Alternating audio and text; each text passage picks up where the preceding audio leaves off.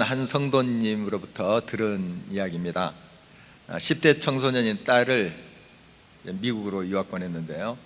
딸이 굉장히 원해서 보낸 거예요. 그래서 다짐을 받았답니다. 학비와 기본적인 이제 생활비 외에 더 지원할 수 없고, 그래서 다른 허튼 일 하지 말고 공부에만 전념해라 하는 조건이었습니다. 그러겠다고 이제 다짐을 받고 보냈습니다. 미국에 간 지 얼마 되지 않았는데 전화가 온 겁니다. 수화기를 들자마자 딸의 오열하는 소리를 듣게 되었죠. 학교에서 이제 농구 시합을 했는데 그 옆에서 이렇게 구경을 하고 있었나 봐요. 그 농구공이 갑자기 날아와서 얼굴을 쳐버린 거예요. 그러니까 기가 멍하고 머리가 띵해지겠죠. 그래서 이제 구급차를 불러야 되는데 미국의 이 의료비가 얼마나 비싼지 모릅니다. 구급차 한 번 왔다 하면 개인 돈 100만 원 정도는 내야 된다는 거예요. 그래서 이 아이가 구급차를 부르지 않고 편의점에 간 겁니다. 미국에는 편의점에 웬만한 의약품이 있거든요. 그래서 증상을 설명하고 귀에다 약을 넣었는데 이게 부작용이 생긴 겁니다. 귀가 화끈거리면서 온 또 머릿속이 불타는 것처럼 그렇게 돼버린 거예요. 그래서 전화를 건 겁니다. 정말 이러한 상황에서 아버지가 할 수 있는 일이 뭘까요? 이영만리에 어떻게 당장이라도 달려갈 수가 있겠습니까? 그래서 빨리 구급차를 불러라. 아빠가 다 돈 보낼 테니까 빨리 병원에 가야 된다. 그 말만 하고 뭐 기도할 수밖에 없죠. 정말 하나님 앞에 간절히 기도하면서 정말 하나님 도와주세요. 이렇게 할 수밖에 없었습니다. 나중에 한 일이지만 딸은 응급차를 부르지 않았어요. 그리고 그걸 견딘 겁니다. 며칠 후에 이제 회복이 됐다고 그래요. 그런 전화를 받았다고 합니다. 성도님의 딸은 지금 미국에서 대학을 졸업하고 미국 생활을 잘 하고 있습니다. 지금은 담담하게 이야기를 하지만은 그 당시의 상황을 우리가 조금 상상해 볼 수가 있어요.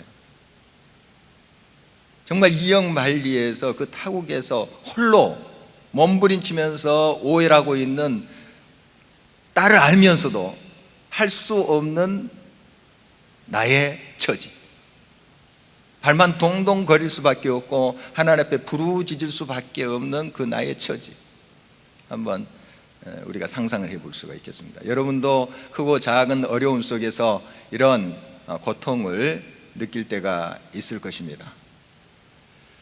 이런 상황 속에서 우리가 도저히 할 수 없는, 인간의 힘으로 뭔가를 할 수 없는 그런 상황들이 여러분의 삶 속에 지금 또 불어닥치고 있을 줄 압니다.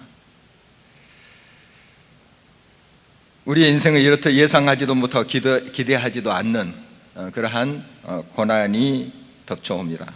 그렇게 선량하고 이웃을 위해서 사랑을 베풀고 또 물질을 베풀고 했던 그런 사람인데 어려움을 당할 수 있습니다. 말 못할 그런 고통을 당할 수가 있어요. 왜 악한 사람을 좀 처단하고 좀 벌을 주고 그렇게 하시지, 저렇게 선량한 사람을 뭐 큰 죄도 짓지 않고 하는 사람을 그 고통 가운데 놔두시는가? 우리가 때로는 이렇게 이해할 수 없는 그런 상황들을 만나게 됩니다. 고난의 인생을 말할 때 떠오르는 사람이 있습니다. 욥이라는 사람이죠. 그는 하나님을 경외하고 이웃을 사랑으로 또 물질로 섬겼던 사람이 당대의 의인이었다, 이렇게 성경 기록하고 있습니다. 그런데 그에게 고난이 엄습했습니다. 하루아침에 재앙이 덮쳐서 자녀들이 다 죽게 됩니다. 그리고 가지고 있던 모든 재산이 다 사라지게 돼요. 그리고 자기 몸은 악창이 나가지고 썩어 들어갑니다. 질그릇 조각을 깨서 그것으로 몸을 벅벅 긁을 정도로 얼마나 몸이 가려웠는지요. 어떻게 견뎌나갑니까? 이런 상황 속에서 그가 할 수 있는 일이 무엇이겠습니까? 육체적 뿐만 아니라 심적인 고통이 그를 엄습해 옵니다. 정말 이것을 버티기란 참 얼마나 고통이 심했겠습니까? 위로하러 왔던 친구들, 그들조차도 이렇게 그를 공격합니다.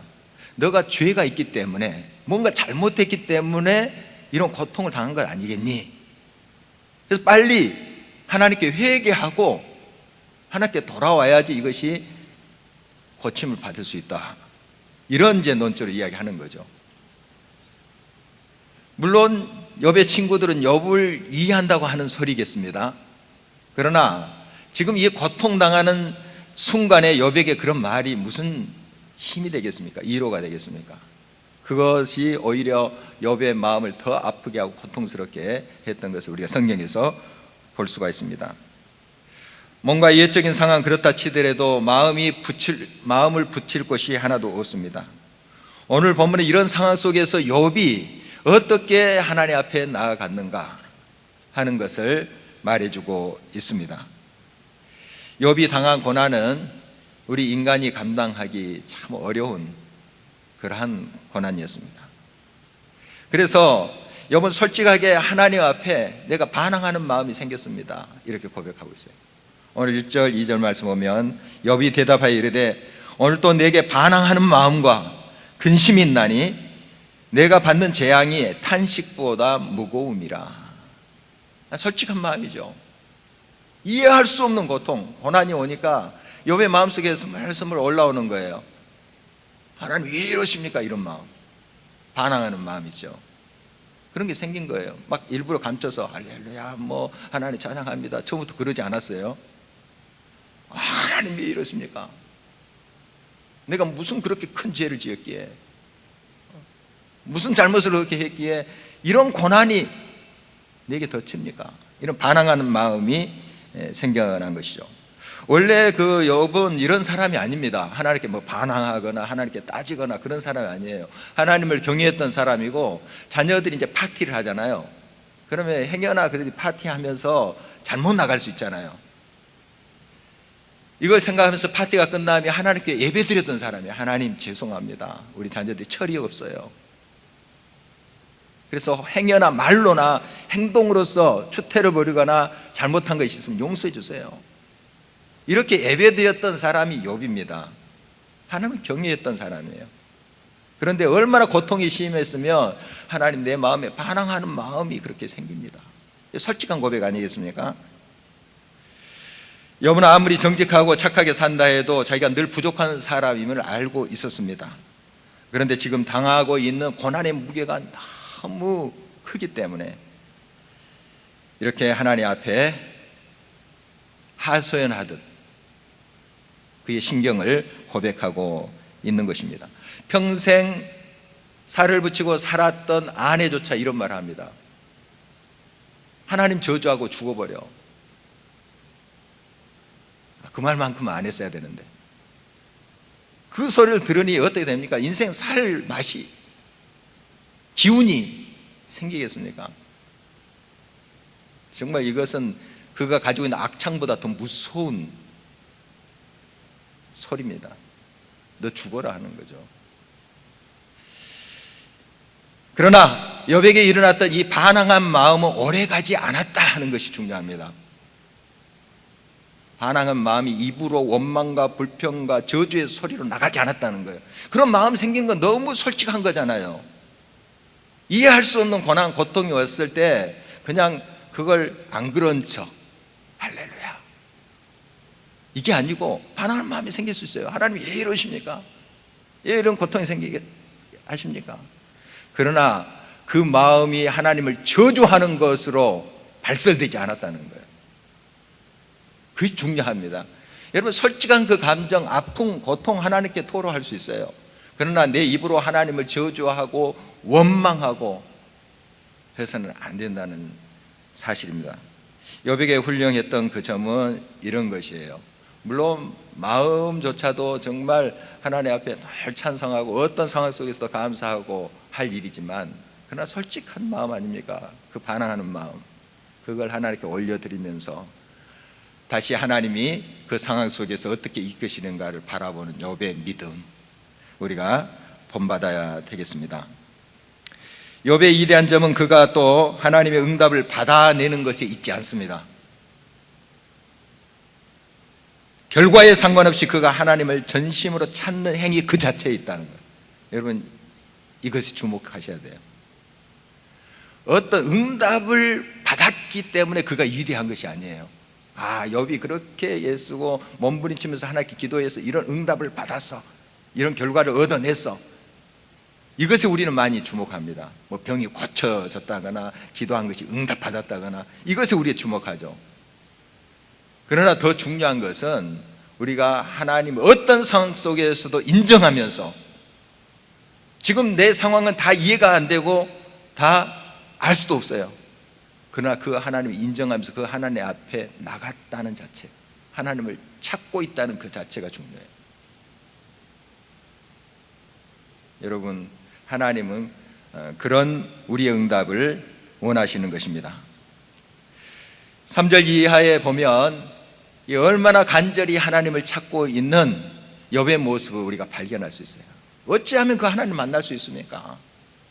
어떻게 하면 하나님의 그 대답을 내가 들을 수 있습니까? 대답을 찾고 있죠. 물론 몸부림치면서 하나님 앞에 나아가는데, 여리 이곳으로 가도 하나님 안 계시고 저리 가도 하나님 안 계시고 묵묵부답이에요.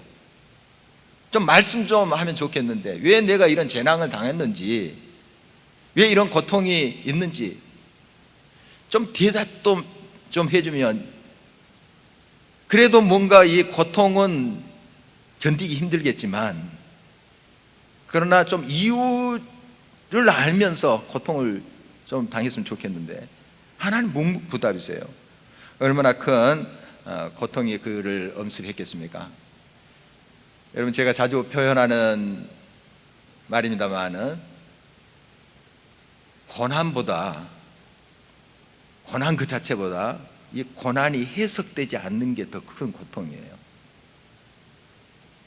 이유를 모르겠어요. 왜 이러한 고난이 내게 닥쳐오는지, 왜 내가 선하게 살았는데, 착하게 살고 하나님을 경외하면서 사는데 왜 이런 일이 나를 엄습하는지, 내 자녀에게 엄습하는지, 내 일터에 이런 일이 생기는지 해석이 안 돼요. 이해가 안 돼요. 이게 더 우리를 고통스럽게 하죠. 좀 뭔가 내가 실수를 하고 잘못해서 이런 매를 맞는다 하면 하나님 죄송합니다, 그래도 그 고통 자체는 힘듭니다만은 이해가 되니까 하나님 앞에 또 그것을 내려놓으면서 또 고백하면서 회개하면서 나가고 할 수 있잖아요. 그런데 이해가 안 되는 거예요. 참 욥의 고난이 얼마나 심했겠습니까? 욥은 남은 힘을 다해서 하나님을 만나기 위해서 몸부림을 치고 있습니다. 그는 하나님을 간절히 찾으면서도 그 하나님께서는 하찮은 자기와 다투시지 않으시고 말씀하실 분, 뭘 따지지 않고 하나님께서 자기의 말씀하실 분이라는 사실을 신뢰했습니다. 그리고 기대하며 기다리고 했습니다. 정직하게 자기의 모든 것을 내놓을 때 그 하나님이 함께 하신다 하는 것을 그는 믿었던 것이죠.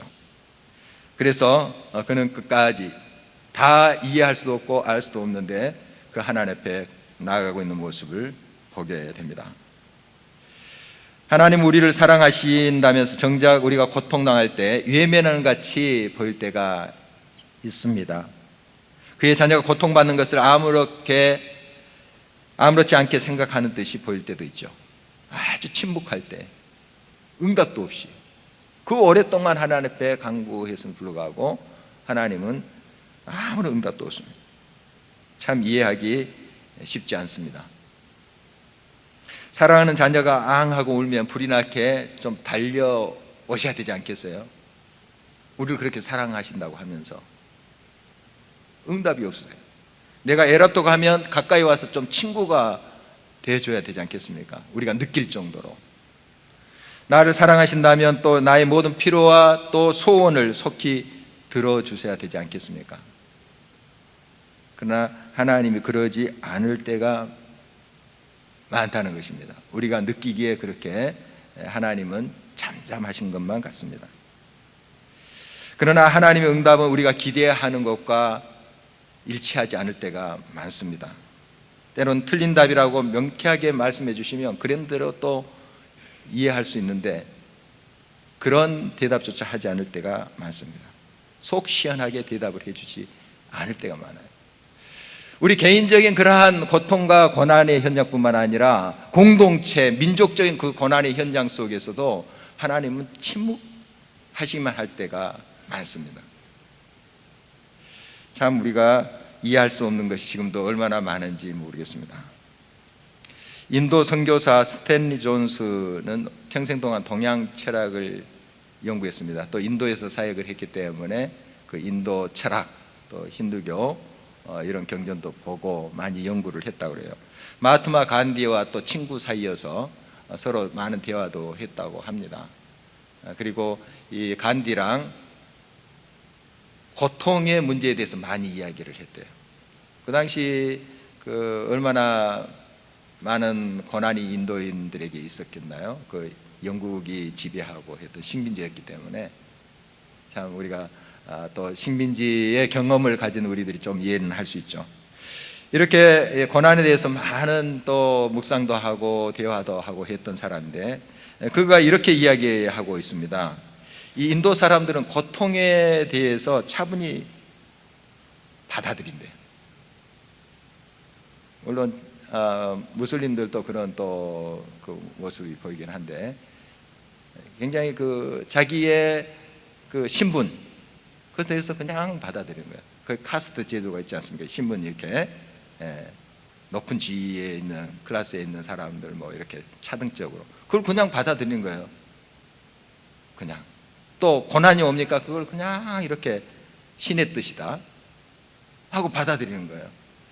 참 고통을 해소하는 방법이 아주 또 대단하다 이렇게 인정을 할 수밖에 없는데 그런데 이분 스탠리 선교사는 이런 이야기를 합니다. 힌두교와 불교는 모든 것을 설명하고 아무것도 변화시키지 않지만 기독교는 아주 조금만 설명해 주고 모든 것을 변화시킨다. 그가 오랜 그러한 동양 철학과 또 그 힌두교 문화 속에서 연구하고 깨달은 바를 이렇게 압축해서 이야기하고 있는 거예요. 여러분 이 불교 철학이라든지 힌두교 보면 모든 것에 대답을 주고 명쾌하게 뭔가 답을 해주는 것 같이 느껴져요. 그러나 아무것도 변화가 없는 거예요. 이 진리라는 것은 우리들에게 모든 사사건건 세부적인 것에 명쾌한 답의 그 중요성이 있는 것이 아닙니다. 사랑이라는 것도 우리가 다 그 사랑을 이해할 수 없어요. 무엇이 중요한가? 사랑이 내게 있다는 거예요. 우리 예수님께서도 고난의 그 상황 속에 언제나 함께 하십니다. 지금도. 그러나 왜 이러한 고난에 대해서 이유를 설명하고 그 원인에 대해서 이야기한 것보다 예수님은 차라리 그 고난의 현장 속에 우리 함께 눈물을 흘리세요. 사랑이. 다 그 사랑에 대해서 어떻게 우리가 이해합니까? 그러나 그 사랑이 내게 있다는, 우리에게 다가왔다는 거 다 이해할 수 없어. 저 개인적으로 성경에서 가장 좀 강렬한 구절이 있다면 요한복음 11장 35절 말씀이라고 제가 생각을 합니다. 가장 성경에서 짧은 구절이에요. 가장 짧은 구절인데 영어로 하면 더 짧아요. Jesus wept. 예수님께서 우셨다. 딱 두 단어예요. 영어로는. 예수님께서 우셨다. 어떤 상황에서 예수님께서 우셨냐면 자기가 사랑하는 나사로라는 사람이 있었습니다. 그 누이들은 우리가 잘 알고 있는 마르다, 마리아. 그래서 예수님께서 예루살렘에 가실 때마다 이 베다니에 있는 이 가정에 들려서 쉬시기도 하시고 그렇게 한 정말 하나님을 경외하고 예수님을 따르고 예수님의 말씀을 잘 순종했던 그러한 남매들이에요. 그래서 이 나사로 아마 부모를 일찍 여인 것 같아요. 이 나사로가 이제 가정병인데 죽은 거예요. 그 무덤 앞에서 예수님께서 우신 거예요. 성경은 왜 나사로가 죽었느냐 이유에 대해서 설명하지 않습니다. 설명하지 않아요. 왜 이 가정이 이렇게 순수하고 하나님을 경외하는 이 가정에 이 고난이 닥쳤는가? 그 이유에 대해 설명하지 않아요. 예수님은 다만 그 앞에서 우신 거예요. 여러분, 욥의 친구들 욥을 이해한다고 온 거예요. 처음에는 이제 같이 뭐 울기도 하고 안타까워서 막 가슴을 치고 하나님께 부르짖고 했겠죠. 그럼 나중에 어떻게 되냐면 욥을 정죄합니다. 그 이유를 따지는 거예요. 너가 죄를 지었기 때문에 이 일이 있는 거야. 이유를 따지는 거예요. 벌써 그들의 눈길은 고난당하는 그 욥에 있는 것이 아니라 그 이유를 캐는 곳에 있는 거예요. 예수님은 항상 고난의 현장에서 고난당하는 사람과 함께 계세요. 우리가 이유를 캐는 순간 그 고난당하는 자를 향한 우리의 눈길이 그 이유를 캐는 곳에 가 있는 거예요. 여러분, 우리가 다른 사람을 위로할 때 그냥 그 옆에 있어주는 거예요. 예수님이 고난의 현장에 우리는 함께 있듯이 많은 말도 필요하지 않아요. 뭐 이유를 설명할 필요 없어요. 이러이러하니 뭐 하나님이 이루하실 것입니다. 물론 우리가 나중에 그 이유를 따져가고 또 잘못된 거 있으면 회개하고 해야 돼요. 그게 필요 없다는 것이 아니고, 고난당하고 있는데 그 이유를 따지는 그것부터 우선해서는 안 된다는 것이죠. 일단 그 마음의 상처를 싸매고, 일단 물에 빠진 사람 건져내고, 왜 그렇게 부주의했느냐 이렇게 이야기를 해야지. 부주의한 것 그 이유부터 따지면서 다가간다면 사람 죽어가는데, 그 마음이 찢겨서 무너져 가는데 되겠습니까? 우리 예수님은 묵묵히 눈물 흘리셨어요. 눈물 흘리셨어요. 공감한 거죠. 지금도 여러분의 삶의 현장에 주님께서 여러 가지로 여러분의 삶의 고난과 아픔과 지금 어려움에 대한 이유를 설명하시지 않을 때가 있습니다. 그렇죠. 중요한 것은 그 하나님께서 여러분과 함께 하신다는 사실이에요. 이게 중요해요. 그 하나님이 여러분의 삶에 동행하신다는 사실이에요. 하박국 선지자도 그런 질문을 하잖아요. 자기 동족 유대가 바벨론의 짓밟힘을 당하게 되잖아요. 물론 잘못했어요. 그러니까 하나님께 바벨론을 들어서 치신 거예요. 그런데 바벨론 오니까 더 악해요. 더 악랄해요. 그런데 그들은 더 떵떵거리면서 지배를 하고 있고 누리고 있는 거예요. 이해가 안 되잖아요. 그 이유를 따지기 위해서 기도하는 자리에 가죠. 성루의 설이라 하는 것은 바로 기도하는 자리에 가는 거예요. 그때 그는 깨닫게 됩니다. 이런 고난과 아픔의 그런 이유를 깨닫는 것이 아니라 이런 환경 가운데 하나님이 이 민족과 함께 하시는 것을 깨닫는 거예요. 이 고난의 현장 속에서 하나님이 우리를 예면하지 않고 함께 하시는, 가슴 아파하시면서 함께 하시는구나, 이걸 깨닫는 거예요. 어떤 답을 얻은 것이 아니라 그 하나님이 우리와 함께 하신다는 거예요.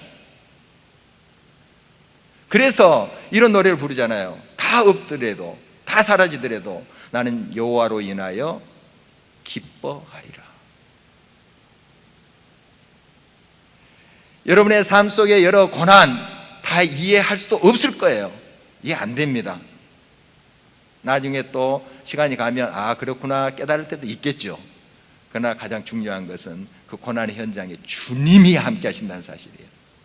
주님이 여러분과 함께 하십니다. 주님이 함께 눈물을 흘러 주시는 거예요. 내가 너와 함께 하노라 하는 거예요. 그리고 나중에 또 기회가 되면 하나님께서 말씀하시죠. 바로 서라, 돌이키라. 바로 이 하나님의 사랑 우리가 기억할 수 있어야 됩니다. 그래서 그 유명한 고백, 그 욥의 그 고백을 우리가 이렇게 들을 수 있죠. 10절입니다. 그러나 내가 가는 길을 그가 아시나니 그가 나를 단련하신 후에는 내가 순금같이 되어 나오리라. 어떤 성도님께서 이런 말씀 제게 했어요. 목사님, 저는 위대한 거 대단한 거 1등 원치 않습니다. 그냥 평범하게 좀 고난 없이 그렇게 살고 싶어요. 여러분도 좀 공감하는 말인가요? 고난 혹시 내 뭐 1등 하고도 싶지 않고, 뭐 대단한 높은 자리, 뭐 대단한 막 부를 누리면서 내 살지 않고 그냥 평범하게, 그러나 고난 없이 살고 싶어요. 여러분 마음속에 그런 마음이 있더라도 이 세상에는 여러분 혼자 사는 것이 아니에요. 소박한 돛담배, 거기에서 내가 욕심 부리지 않고 저 화려한 요트 필요 없어요. 돛담배 소박하게 살고 싶어요. 그러나 주변에서 놔두질 않아요. 풍랑이 물어닥칩니다. 덮칩니다. 이게 세상이에요. 이게 세상이에요. 고난이 있습니다. 불어닥치면 여러분이 1등을 하고 싶어도 또 적당하게 살고 싶어도 고난이 있는 거예요. 불어닥칩니다. 이게 우리의 현실이에요. 우리의 실존이에요. 그래서 우리에게 이제 필요한 것은 우리가 하나님을 온전히 의지하고 모든 고난과 아픔이 다 이해하지 않더라도 그 하나님이 임마누엘, 나와 함께 하신다 하는 사실을 붙잡는 거예요. 그리고 결국 그 하나님이 모든 것을 합력해서 선을 주시고 또 나를 정금같이 나오게 하신다 하는 소망을 갖는 것입니다. 여러분, 이런 믿음으로 주님 앞에 늘 응답했으면 좋겠습니다. 필립 얀시의 하나님 제게 왜 이러세요 하는 이제 책을 다시 봤는데요, 2011년 3월 일본 도호쿠 지역에 쓰나미가 덮쳤죠. 정말 거대한 쓰나미, 19,000명이 죽었던 사건이에요.